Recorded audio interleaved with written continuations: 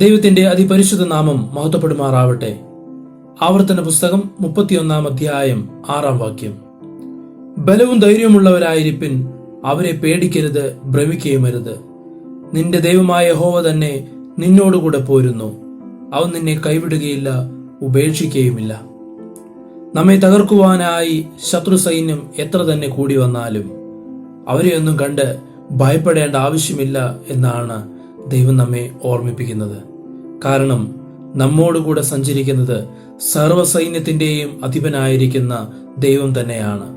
ആ ദൈവം പാതി വഴിയിൽ നമ്മെ ഉപേക്ഷിക്കുകയോ നാം തകർന്നു പോകുവാനായി നമ്മെ തള്ളിക്കളയുകയോ ചെയ്യുന്നില്ല.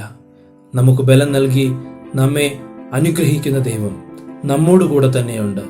ആയതിനാൽ ശക്തിപ്പെടുക, ധൈര്യം ഉള്ളവരായിരിക്കുക. സർവശക്തി നിങ്ങളെ ഓരോരുത്തരെയും അനുഗ്രഹിക്കുമാറാവട്ടെ. ആമേൻ.